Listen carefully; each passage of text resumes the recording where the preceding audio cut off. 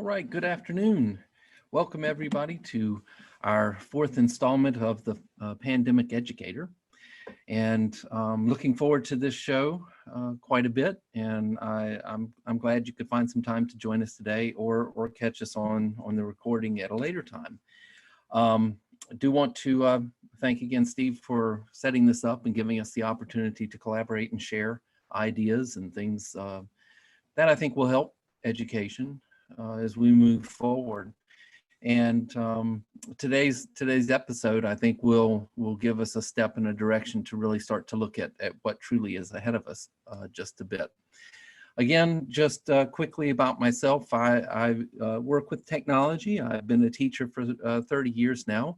And I really enjoy looking at the options and how we can use technology and the ways we educate, and with this remote learning, distance learning, e-learning sort of push because of the current situation, I think it's given me an opportunity really to look at a lot of things at a lot of schools that have sort of been forced into this mold because of that situation. Again, with this particular show, one of the things I hope to do is to just have a candid discussion about the situation that we are currently in with education, and really try and focus on the positive a bit, because I think there's some positives that can come out of this at the end of the day. And I of course will have my perspective maybe on a few things, but I also try and bring on some people who also can share some perspectives that I think are incredibly valuable for us to understand what's going on around us in the world of education. And this particular episode is episode 4, the reflections of a pandemic teacher. Last week, Dr. Joel Medley emphasized the importance of connecting with your students remotely. This week, we're going to sort of flip around to the other side and look at the teaching part of this, looking at the instructor, the teacher, professor, learning designer, whatever the role that may be on the creation end of things and the leading end of things of education. And there'll be some points of emphasis that I want to look at today, and I'll start with those. And I've got 4 things I want to mention and review a bit. This idea of access to technology. This has been interesting to watch, and access can mean a lot of things. And I want to point out, really, it goes beyond the hardware of someone physically having a device to be able to connect with. I also think this idea of social connection, in this case, the potential for disconnect because of that separation from face-to-face, very important. Discovering ways, creative ways, innovative ways to try and facilitate that towards the positive. Looking at the feedback loop, we talked about feedback, and a lot of that's been, hey, as a teacher, make sure you're giving feedback to your learners, to your students. But I think there's also an opportunity to build out some feedback back towards the educator, and that can come from a couple of different avenues, and I'd like to talk about that a bit. And then just a brief glance into the future of school. And this is a topic I want to spend some more, actually a whole show on, just talking about where we're going when we start looking at re-entering school. And that will be a few weeks from now. First, this idea of access to technology. Part of our story here at the Pandemic Educator has been to talk about technologies to help really with this remote learning. A few things have really surfaced through the past few weeks. And first, just because technology is found in a house doesn't always mean that's sufficient for good learning to be going on because of a number of factors. Recently, there was an article that was referencing homes where multiple children and the adults are sharing 1 or 2 devices to meet the needs of all of those in that household. A real challenge.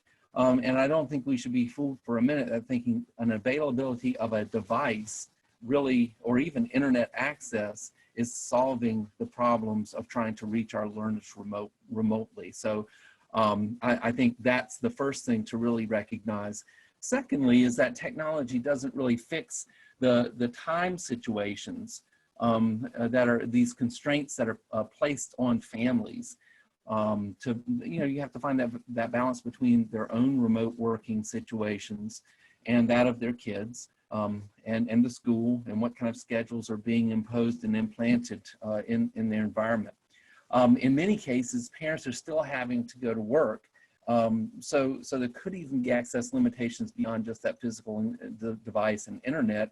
And Katie Bishop, in the later part of April in Guardian, a quote that I thought was quite interesting said, "The expectation on parents to provide adequate time and technology to educate their children lays bare vast economic divides, and many families may be concerned by the impact of remote schooling on their child's educational development, as well as their ability to focus on their own work." So there's a real balancing act that's going on repeatedly around the globe. And to go on, she said the next test for educators and technology companies will be utilizing and shaping digital tools to make the opportunities that they offer equally available to all, inside as well as outside the classroom. And I think that idea of equality of access is not going to be solved by the pandemic, but I think it's shedding more light on those particular issues. And they're coming a little closer to the surface. And with that, I think maybe they'll be addressed in a little different way, maybe a more thorough way. The next thing is social disconnect. And there's some really hard situations here where you have people, isolated and trying to maintain some sort of normalcy. But it's a real area of concern. And I mean, fundamentally, what impact does this isolation have on everyone? And I'm kind of an optimist, so I think I want to share a few good stories just about how some creative and innovative educators are really combating this idea of isolation or this social disconnect. There's a teacher in Greensboro, North Carolina, Mike Albert, and in one posting he was saying, "Many of my students are saying this is the first time since elementary school that they're reading a book that they want to read. They're rekindling that joy," Albert said. "He's now focusing on what's really important, keeping all of his kids curious. We moved away from the competitiveness of grading. I'm not giving them a number on their assignments. I'm giving them comments, and we're having an online discussion through that. Make sure you're learning something, whether it's learning how to bake bread with grandma or putting the controller down and going outside and exercise, just something." And I think that's real important. I mean, obviously, he's got a great perspective on what's going on and trying to encourage them to interact outside of just the computer screen or the lesson that they're having to do. And I think in Michigan, there was another example of a school where teachers were doing some innovative things, I think, to do something other than just class, to help that social disconnect narrow. One school was doing an online talent show they're scheduling up for the end of the year, and featuring students and families and so forth. Doing a virtual tour of the school for some things. One smaller school was able to actually have people just being able to phone out and just regular rotating basis call and check in on families. And with lower numbers, that's a great thing to do. And they also encourage students to continue to do the things like their valuable service projects that they're involved in and service organizations. A lot of these have had to modify and change the way they're doing their community service, but there still are options out there. And a lot of students are able to do some great things within their community to still stay involved, which I think is important. But I think we do have educators that are doing things to help this social disconnect and resolve that. I think it's always a little bit of an issue, but constant attention is very, very important. And I think if it's left unchecked, it can really have a negative impact on the students and their well-being. So I would encourage people to give some time and some focus on that.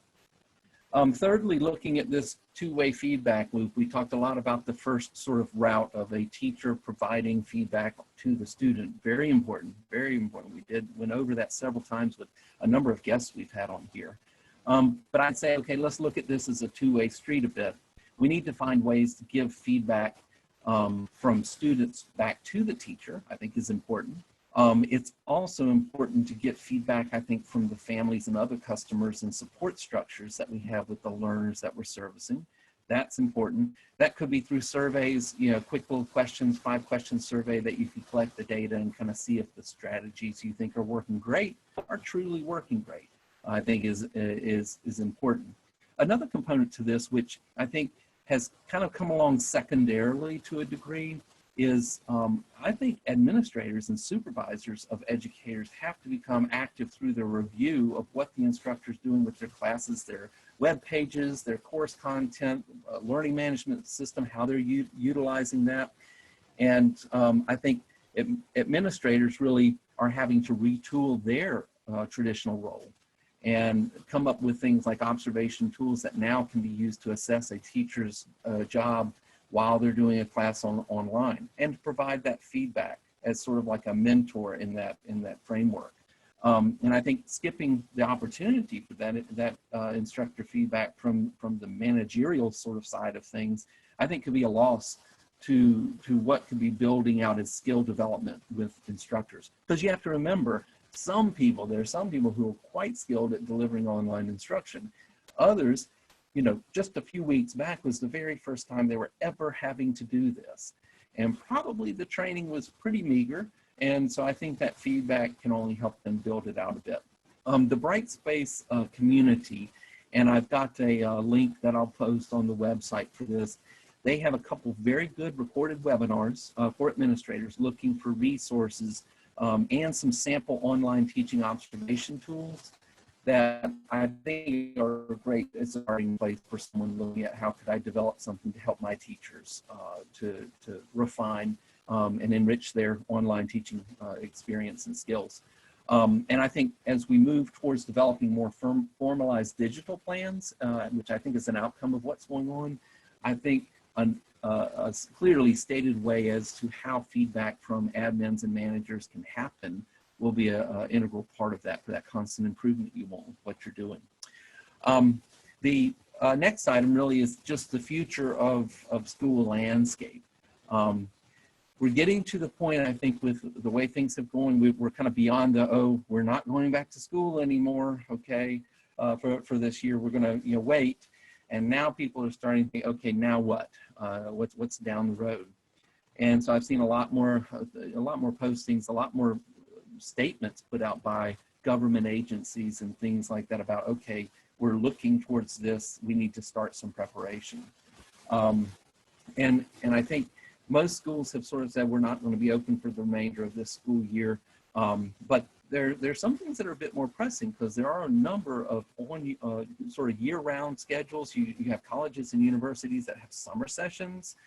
So August is not really the only date that we need to be looking at in terms of trying to be prepared for what some sort of reentry, or what are we going to do with school and education as we move forward.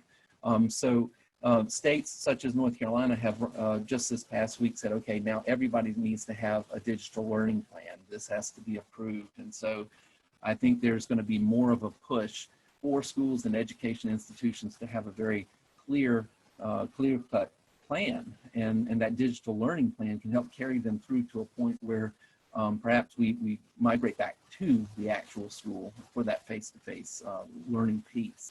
One article that I had from thereason.com, a couple observations that were brought out by J.D. Thesile, I think I'm saying his name correctly, but he was noting that learning at home really can eliminate a lot of the slack in the schedule. And so perhaps this new learning format is bringing a bit of efficiency to things that maybe you don't always have in the classroom, with transition times and things like that.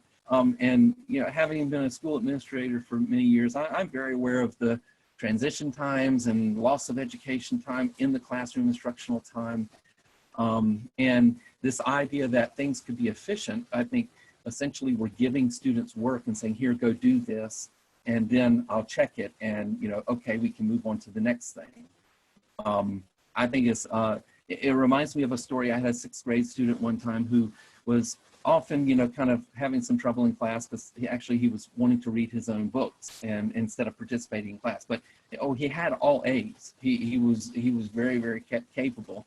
And I talked to him a few times about what was going on, and he said, do you think they can just put the rest of the work for the year in a box for me? Let me take it home and I'll do every bit of it and I'll give it back to them so I can just have that done.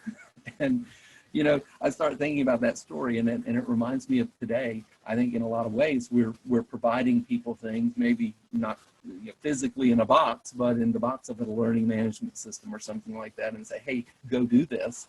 And they may have some support or no support depending on the situation, and then give it back to me, and I'll say, okay, good job, did that, and move on to the next thing. So I do wonder a little bit about the future in terms of how we're going to learn, how we'll understand that kids can learn, and how parents are also going to see as options that the kids will learn.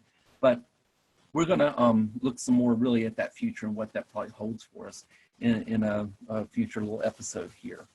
I do want to jump into the favorite part of my little show here is when we get to talk with some real experts out in the world of education. And I'm extremely fortunate to have Ms. Joy Clark with us today.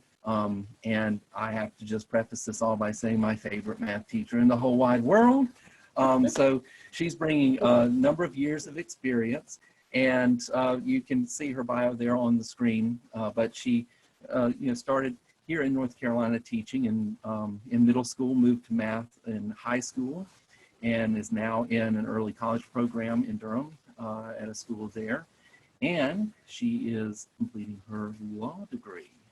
And she also got her national board certification, renewed. So very busy person, certainly a real true professional in the field of education, and really one of my heroes when it comes to looking at a teacher in the classroom and what kids can really benefit from. So Joy, welcome. Thank you so much.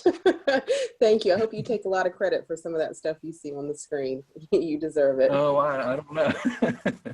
Well, I want you to have a few minutes, really just tell us a little bit about your teaching career and where you are now with teaching. And I know you're involved with law school and kind of what your vision is about education, because I think that helps set a little bit of the groundwork for some of the other questions and discussions we want to have. Well, I started teaching as a lateral entry teacher. I didn't decide I wanted to become a teacher until I was a semester away from graduating with my math degree. And all throughout college, people had said, what are you going to do with that math degree? And I was like, I don't know. And then finally, I was like, hey, I think I'll be a teacher. So I entered the teaching profession lateral entry and entered in the middle of a school year, replaced another teacher. So that was definitely an introduction to the profession, trial by fire, if you will. But it's only gone up from there. I taught middle school for about 4 years, came to Franklin Academy for 11 years, and now I've been at the J.D. Clement Early College High School for 2 years. It is a national Blue Ribbon Award winning school, was recently named Teacher of the Year, I guess, for the 2020-2021 school year. So I'm glad to be able to represent the school in that capacity. I've also, in starting law school, been introduced to a concept called restorative justice, and I'm actually helping to implement that into the classroom with restorative practices. So that's my excitement with where my law degree and my education will kind of intersect in the future. Yes, I think it sounds like you're a very busy person. So, and with the current situation, with the shift to having to deliver some things online, I'm kind of curious. You maybe have two perspectives to this. One as a teacher of your own students, and then also as a participant through your law program and what changes that has meant. The first question I want us to touch on here is. Last week, my guest was Dr. Joel Medley of K-12, and he emphasized really this importance of making visual and social connections with your students through what you're delivering. And in your situation, and I'm mainly speaking about you as the teacher, how have you worked to really maintain those strong connections with your students after being, I think, was it March 13th that school closed for you?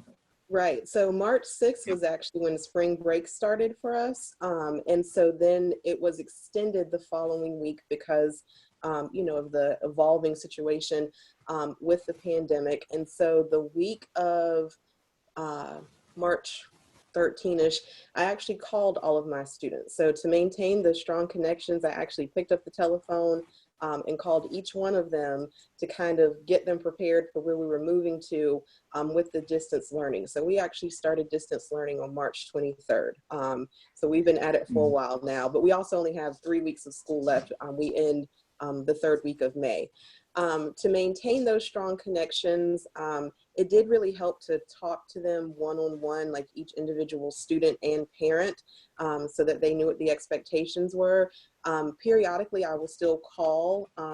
We actually, as a 10th, I teach sophomores this year. So as a 10th grade team, we actually have a spreadsheet that we update, when we've contacted students, because our concern, of course, is that we want to contact them and check on them, but we don't want it to seem like we're harassing them, because we do have some students who have chosen, for whatever reason, to participate or not to participate in online learning. So when I call to check on them, I really am interested in their well-being, more so than, why weren't you on Zoom yesterday, or why didn't you submit that assignment? So we have to kind of walk a fine line with making sure we're reaching out to students without them feeling like we're overbearing. I send my students a message every day through the Remind app. And at one point I was kind of sending like group messages and getting very few responses. So I did have to learn that my messages have to start with a student's name to get them to respond to me. So if it says, Joy, comma, blah, blah, blah, blah, or Dave, comma, blah, blah, blah, they'll respond. But if I just send out like a group message and ask for a response, they're not really willing to respond. So I've learned to kind of reach out to them individually, call them by their name, and that way they know I'm talking directly to them, and I usually get a response that way. But it started with the phone calls, calling every single student and every single parent. That's a great tip, really, the personalization piece there of using the student's name, because they can't, like in the classroom, they can't just sit and hide in the back and not respond. Oh, they're calling on me. So it's a great strategy to use there. And this next question is looking at curriculum. What sort of challenges have you faced? I mean, to me, and it's my opinion more than anything else, math to me is such a personal skill. And that interaction with the teacher, I think, is so fundamental and important. And when you're looking at the curriculum and trying to introduce new things and new concepts and build on the old and do all those things you do as a teacher, what sort of challenges have you met? And I'll tag on to that because Dr. Lisa Durf online here, she posted just about differentiating online and how are we doing with this, because I think that's part of that curriculum piece, and how do we function in this environment and make sure we're reaching all the levels of learners.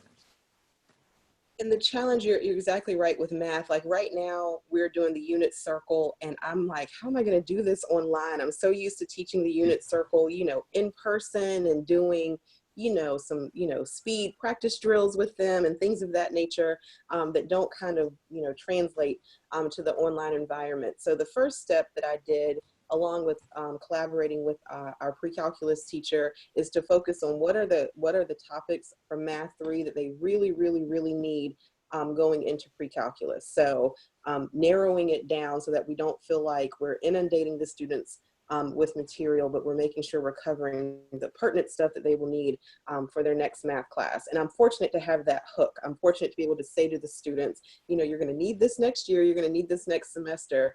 So I'm grateful to have that hook. But the challenge really and truly is how to give them that personal interaction, through a screen with material like the unit circle, with material like trigonometry that we're covering now. So those have been the main challenges, is how to, move it to that format. But then I found that as long as I give them a variety of things to do, so I've given them some Desmos activities to do, of course, some, videos to watch for the instruction, different vocabulary activities to do. So my challenge is to kind of build while keeping it varied so that they don't, tune out completely, but taking it also very slowly. Like we did the first quadrant of the unit circle, and then we literally spent a week on that before we moved on to the entire unit circle so they could understand the patterns. But that's been my main challenge, is just making sure that I give them a variety of things to do, but I still know it's not the same as face-to-face instruction. And they've said that to me. They're like, I like it better when you teach it, Ms. Clark. So I'm like, yeah, but, but at a certain Yes, point, we gotta do what we gotta do. So that's been the main challenge. that's right.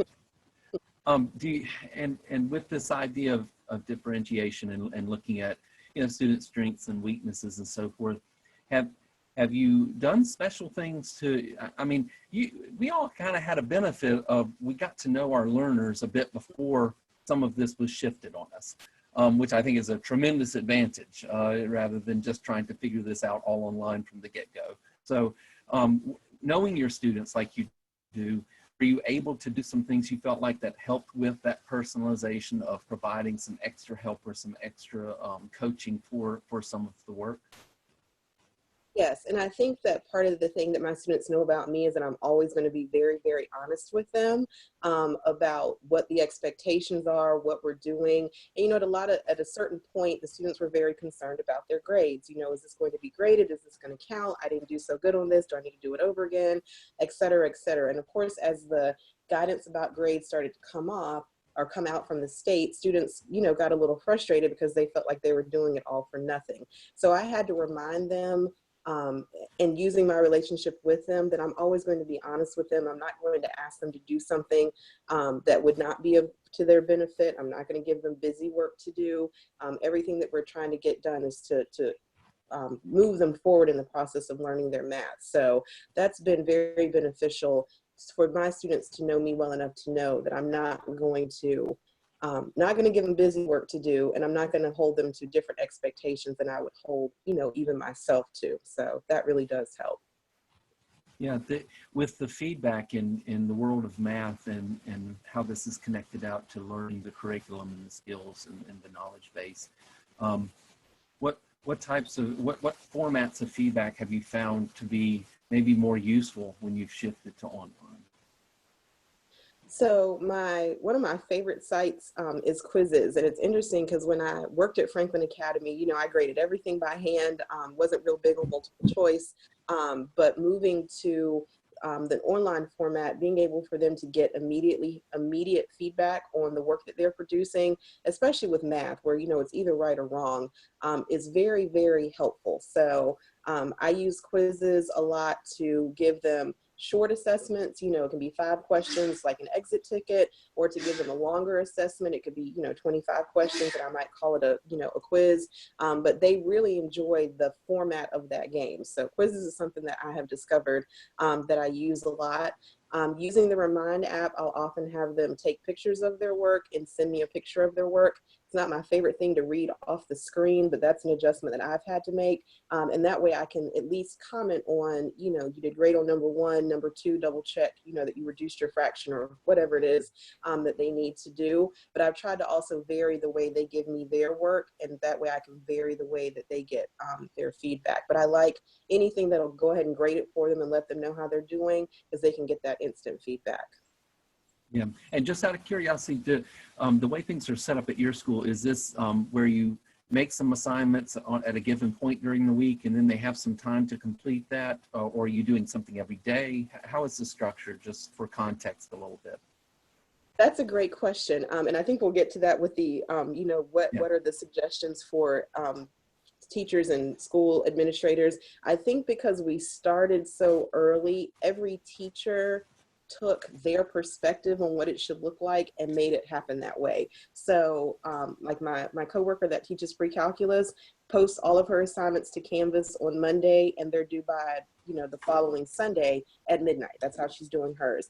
I actually post an assignment every day, and it's usually due the following evening by 9 p.m. So Monday morning at 8:30, you know, the assignment will be, you know, go to Desmos, student.desmos.com, type in this code, do this activity, due by 9 p.m. on Tuesday. So I try to give them something to keep them engaged every single day. I Zoom with my students twice a week to go over, you know, whatever assignments or lessons that I've given them. I have a counterpart that Zooms with his students synchronously, meaning he has first period, second period, fourth period, Monday through Friday. So I think the challenge was because we started so early in this process that everyone kind of took it their own direction and ran with it. and what was working for them. So I think that's also part of the challenge, is that what we're doing with our students is not necessarily uniform. It's what each teacher decided to do. So to me, it helps to have something daily to kind of keep you engaged. Some people like the, give them the whole week format. So it definitely varies though, because we were just given instruction to teach online. So everyone kind of took that in their own direction. Yeah. And I think a lot of people were in that situation. And I think part of the move for some states and government education agencies and so forth to say everybody needs a digital plan is to now give everybody a moment to take a breath and say, okay, we've got to formalize some of this just for efficiency or for clarity, for communication purposes, for instructional purposes. So I think that will come around a bit. You mentioned a few tools. Are there other tools? It sounds like you're utilizing Canvas really to house some content and information. You've got, you mentioned a couple other math-related tools and activities they could do online. We've had a comment about Kahoot, and that comes up actually quite a bit. And that's also a great way to engage the kids. Are there other things, other tools out there that you found really great and useful in your teaching? So for their instructional videos, it's interesting because I remember when this was, when we were first transitioned to virtual learning, there was a lot of talk about Khan Academy. And as much as I'm a fan of Khan Academy, sometimes the students tell me sometimes that his explanation is a bit elevated for them, which is, is what it is. So I've used a website called flippedmath.com, which I imagine was invented for people who were homeschooling or doing the whole flipped math thing. And so flippedmath.com is a great website. It's by course, and of course it's got the videos and it's got, worksheets if they need to do it. Another one is Matt's Math Lab. His name is Matt. I think last name is Winkins, actually, and he's a teacher out of Georgia, but he has a whole website that has linked videos, it has animations, it has practice quizzes that they can either, take a virtual or interactive, they say, because you can submit your answers. So those are my two main websites that I've been going to get videos from, at least. So, but I always like to teach it myself. Like the video is to get them, an understanding of it, but then I kind of like to go back and make it plain. But those are my two go-to websites if I need a video for a student to watch. Yeah, those are good choices there for sure. And I know depending on the curriculum, there's really curriculum specific options that are out there. There's lots of publications online about tools, broken down. I would tell anybody, Kathy Straka, a friend of mine, she has a great site with tools for everything via technology. And if you've never visited Kathy Schrock's site, please take a minute to do so, because she kind of gives you an overview of the tools available by content area, by types of projects you want kids to do, and it's a great place to start for some of those things if you're looking for some items.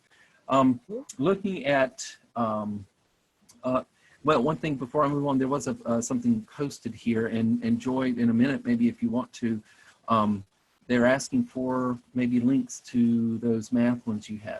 And in just a minute after, we've got another little question here I want us to talk about, and then I'll cover a few little observations during that time. If you want to throw those in there, that would be good. And I'll put in Schrock's guide there too as well. So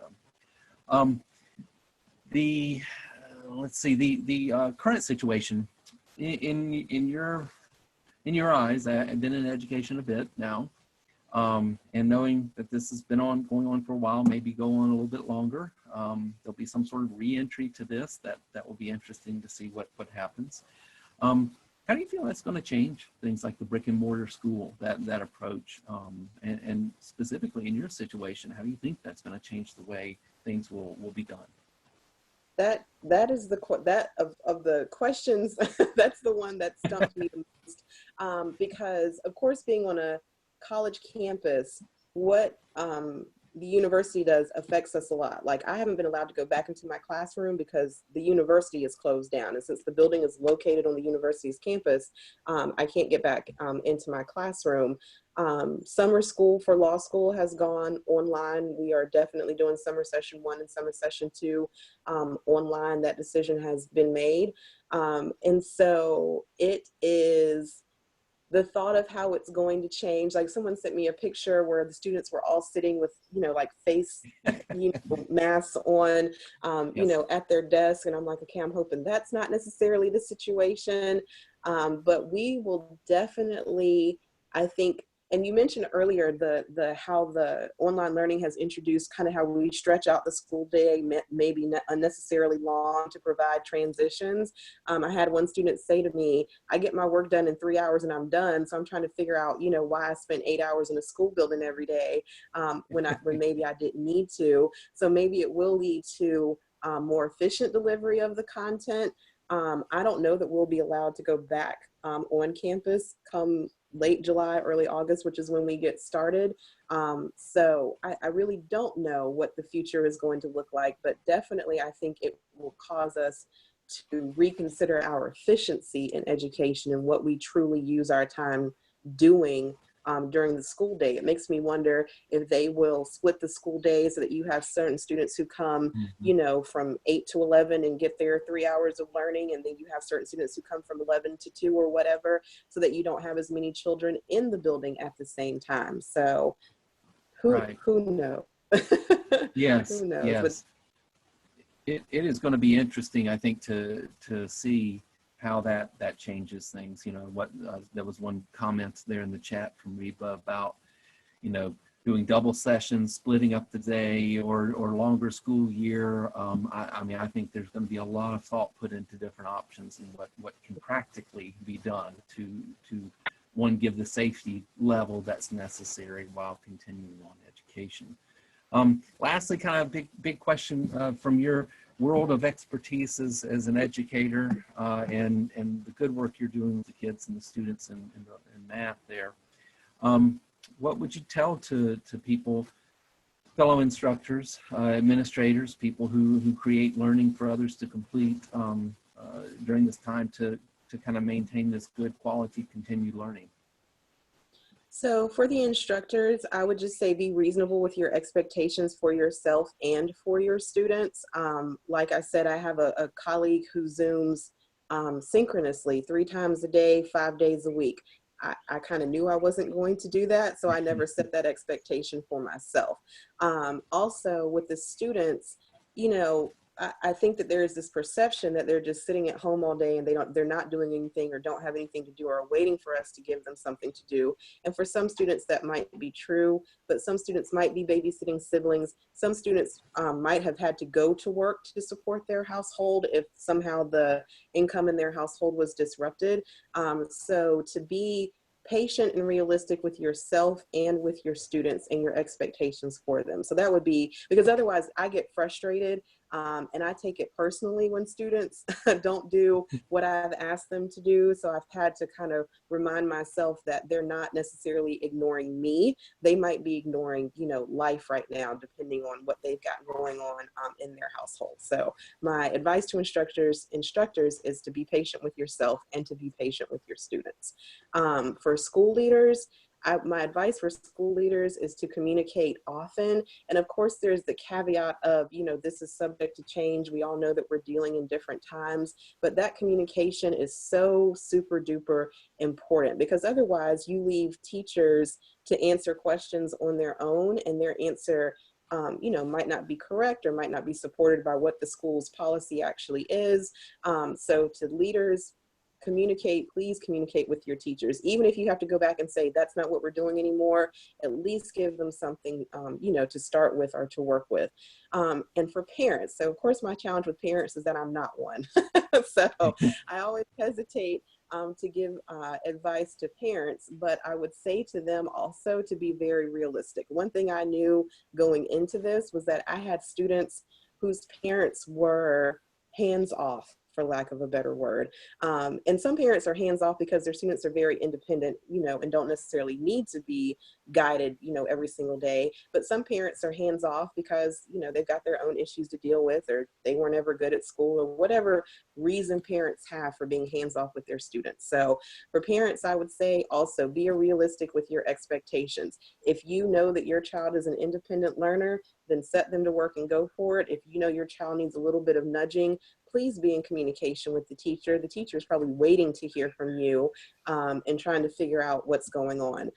So that would be my advice to parents, is just to be kind of honest with what your expectations are. I have a feeling I have certain parents who have seen the grading guidelines, have said to their child, if you choose to do the work, great, and if you don't, that's fine. And if that's their choice for their child, I have to respect that choice. So parents just need to kind of be honest and realistic too. Well, very good. If you'll hang around here with us for just a bit, and anybody out there has questions for Joy or for either one of us, you can type it in the chat window. I have a couple of just recent observations I'd like to share, some resources and things to pass along to people, and then we'll come back together here, Joy, in just a few minutes, and we'll see what questions we have, and then wrap up some thoughts with the show. Okay. I've got some recent observations here that I think are sort of resource-based, and they're things hopefully you can jump in and take a look at. Another friend of mine who I've done some things together with is Terry Hike at Teach Thought, and a great little blog site on education, all things education, not just technology and education, but he does have some good postings there in reference to that. Recently, he put out a post just about some tips for parents, which the couple of things I really liked about this, and I would encourage you to take a look at this list going to his site, is that he's broken this down into levels.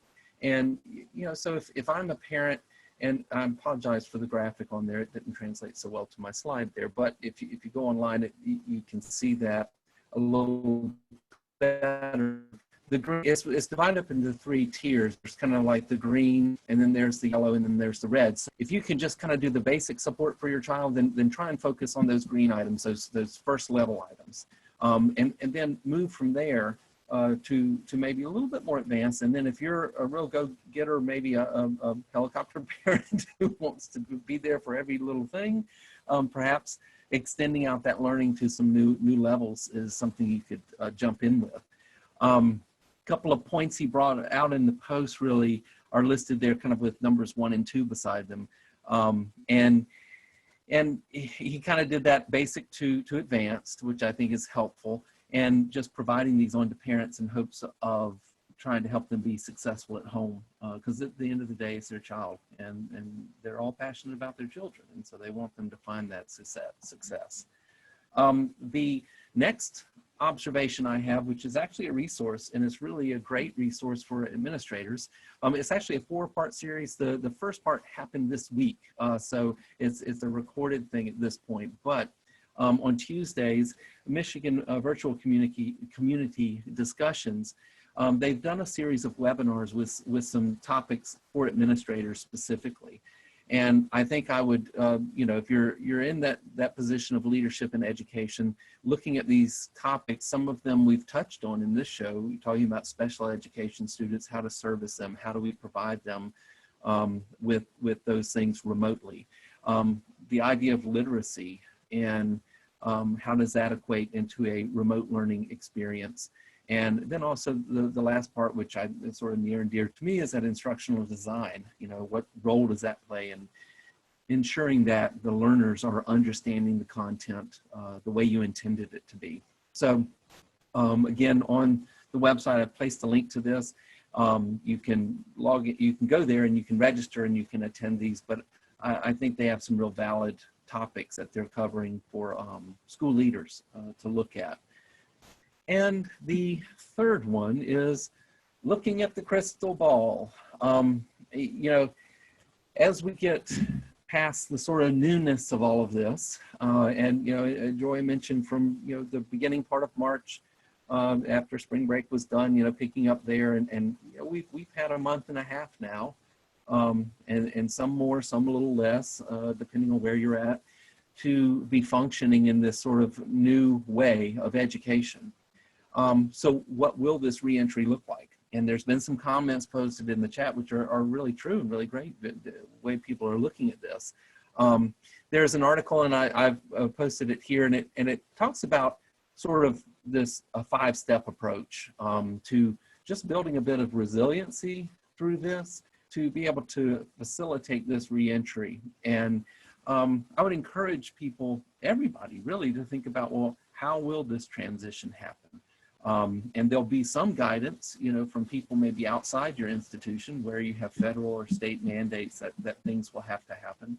But at the end of the day, there's going to be some real critical things that have to be decided within the school level and even at the classroom and instructional level to know that reentry can occur and what will that look like. I mean, I'm kind of curious, you know, will it be partial openings? Will it be some sort of staggering of schedules? Splitting of schedules was mentioned. The spacing of students. I really hope they don't put the little partitions between students and then do that. That might be kind of odd for me anyway. But you have to think people are starting to come up with in their mind, well, what can we do about this and how can this be okay? There was some talk about a hybrid learning system before, you know, where some of it's, you know, some students participate face-to-face and others are remote. Some colleges have gone to that, where students can decide, well, I'm going to connect in remote. Well, I really need to go face-to-face. That works better for me. How does that play in, perhaps, into some sort of re-entry into this? I think they're all very interesting points to consider. And like I said, in a couple of weeks, what I want to do is have a show that's really just is going to be dedicated out to different visions of what that reentry will be and why someone would have that vision. What do they think is advantageous to that? What sort of thoughts went into the process of defining what that reentry would be? So I'm kind of looking forward to that and hope you'll join us ahead for that. I want to give us a few minutes here. The resources will be on the website. And if you go there, all the links to the articles that I used just for some of the quotes and things here. And we're trying to put, my assistant, my wife, Lori, has been putting these in for the chat windows, keeping up with us there, which is fantastic. But I'd like to open it up a little bit to Q&A. And I don't know, Joy, if you've been following along in the chat window there, did anything jump out to you there? Oh, let's see here. All right, let me go back. So someone loves, they love quizzes in Kahoot. Yes. And hopefully they've got the links to the math websites. The one for Matt's Math Lab is, I would just say Google it. It's a very long school system URL. So it's out of Georgia. So that's why I didn't type in the whole URL, but a good Google of that will work. Yeah. They talked about double sessions in a longer school year, institute later school start times. Yeah, I can go for that. So yeah, I think what will we do when everyone, that's the question of the hour. What will we do when everyone comes back to school? Yeah. That's the question of the hour. Mm-hmm. Yeah, and there's so many challenges I think that we face because where we traditionally think of a school year as sort of starting and then ending with some clear goals and measures in mind, what has essentially missing in most cases a quarter of a school year, or in the college higher ed, a half of a school year unless they transition quickly to online learning, which many did. With those gaps, what does that gap then represent for the child's learning, the student's learning, the person who's trying to complete training and get a degree? How does that impact their situation? And just yesterday, or actually I think this morning on the news, they were talking about colleges now, some of them saying, yes, we're going to come back in the fall. We're trying to determine what that's going to look like and how that will impact students and so forth. And I'm curious about that myself because I know I hear constantly that parents and their kids like, I want to go back to school because they want to see their friends. They want to be around, the other kids. They want to do those things. I think with my son who's in college, maybe it's getting a little old for him sitting there, in his room on his computer doing these virtual sessions for his classes, when that's not really what he was signed up to be doing, but had to do in this case. Absolutely. And I really understand Zoom fatigue. I get it. And yeah. even when I my students, I'm like, y'all, this is going to be short, I promise, because I understand the challenge of attending to a screen, all day long. So Yes. Yeah. Well, that's good. Well, I have kind of an interesting topic, I think, coming up this next week. Joy, you provided us a little bit of that perspective from the teacher, the instructor, what you're having to deal with day in and day out. And we've talked to other kind of education leaders from different institutions. Next week, I'm going to have one, maybe two, actually families joining us that have kids who are now doing this, remote learning. And I think it's going to be a great opportunity for, as educators, to kind of get a feel from the front lines there. And the name of the episode is going to be Status Check, a report from the house front. And kind of get a feel for how is that going. I know some people listening in, some people watching this are parents as well. They're trying to juggle their job and their responsibilities in teaching. So there's some that do have that experience while they're doing what they do in education at the same time.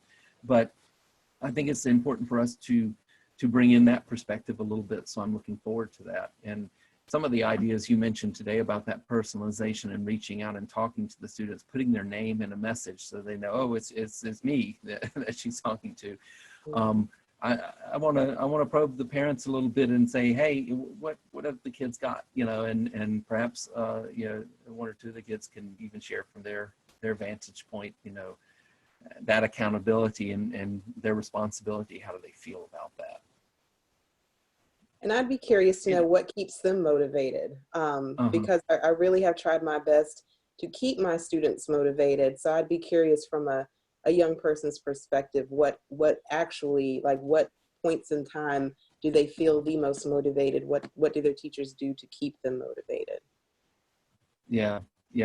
I think that motivation and again, motivating someone remotely to participate in an educational experience is very different than when you have them face to face. And it maybe requires some innovative and creative approaches that normally you wouldn't think of in the face-to-face environment, that's for sure. Yeah. Well, I do thank you, Joy, so much for taking the time today and jumping on here and sharing what you're doing in your class and giving us some resources to think about and consider. And I think you've got 3 weeks or so left in your school year. And some people in higher ed, I know it's exam time right now in a lot of the colleges and universities. That's going on. And it's a busy time of the year to try and wrap these things up as best we can before moving on. And I think that's going to give us a little bit of pause for thinking about how we're going to get back to education. How are we going to get back to what we want really education to be for everyone at all levels after this experience, for sure. And a couple of things there, just looking forward to the team of parent student. Yep, I think that's going to be good. Janet mentioned just human compassion, empathy. Yeah, yes. I think, we've all had to take a look at how we would traditionally run some things and understand we've got to have maybe a level of compassion, a level of understanding and empathy for situations that's a bit different.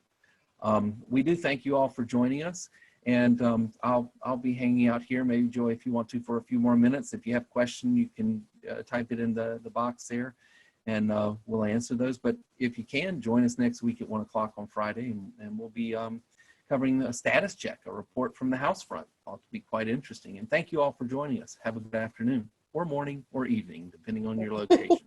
Yep. Thanks, Joy. Yep, thank you so much. And I can hang out for a little while, and then I'm going to take a civil procedure exam. Yay. Oh boy, good luck with that. Yep, I can certainly hang out for a little while. Thank you. It looks like you have visitors from all over the place. And of course, I'm basing it just on their names, but it's exciting to see what looks like a variety and group of people. Yes, we've had great attendance from all around. It's been a lot of fun to see the people and hear some of the comments from different locations and their experiences with this from all levels of education too. It's been really enlightening for me to do that. Good stuff. Oh, let me read in the chat here. And thank you, Lori, for remotely throwing in the links for me today. I'm dressed a little different today because I'm actually I'm in another location because I'm helping remove a window from a house with my brother, so I don't have maybe quite the professional look today. Someone mentioned, Janet mentioned in the chat about sometimes texting is a little bit easier than calling or you know, having to get the parent on the phone. And I found that too. And that was also the benefit of, like you say, having strong relationships with students and teachers. A lot of parents already had their cell phone numbers in my phone. So it was really easy to kind of get in touch with them and text them because we'd already kind of established that kind of communication. So definitely good to have that. I'm glad I established that on the front end so that when I did get around to calling them, it wasn't like, who is this stranger calling me that's never ever called me before? So it does help to establish that early. Yeah, a number of years back when I was coaching basketball and all the team members, you know, they would need to tell me something. They had a number they could message me on, and I had to give them a little coaching themselves, say, your message starts with, hi, Mr. Mahaley, this is so-and-so, because I don't know who you are, because it's just coming through as a message to me. So that kind of etiquette of how to have that communication, I think is something sometimes you have to train on both ends to make sure that goes well. Absolutely. Absolutely.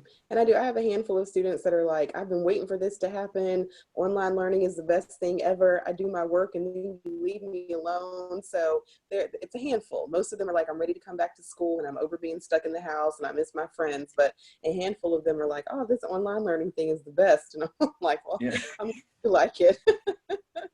Yes. Yeah, I think it's going to appeal to some people. And that's one of the things I want to talk about, I guess, a couple weeks from now, really, is when we start talking about changes that could be long lasting. I think one of those could be parents with the realization that there are more ways that education can occur, and some of those may be preferable to them and their children. So yeah, absolutely. Absolutely. But I think what is coming to light for sure now is beyond, of course, the education, just all the other services that a school provides to a child during the course of a school day. I think that's really kind of coming to light. And that was my concern. When we called at when all of this started the week of March 16th, of course, the question was, do you have internet access and do you have a device? To which all of my students responded yes. But then, like you mentioned, just having access to a device and or internet access doesn't mean you're ready for online learning. It doesn't mean that's right. That it's conducive for everything. So like, I think my students are Zooming from their phone, but like the Desmos activities have to be done on a laptop or on a tablet. It's not, you know, can't be, or at least it's not to being done on a cell phone. So, and then certain students, you know, had internet but don't have it anymore, or had a laptop and, like you said, are sharing it with, you know, their two other siblings and perhaps their parents. So so many things to consider, and it definitely is pointing out the equity gap. And so my challenge with my workers is always to remind them to be mindful that you don't know what's going on in someone else's home. You don't know the struggle that they're dealing with, and so you can't just say, because the word slack, you know, we got a lot of students that are slacking off, and I'm like, you don't know that to be the case. So you have to kind of be careful with that language and be more just mindful of how everyone's situation can be different. So, well, very good.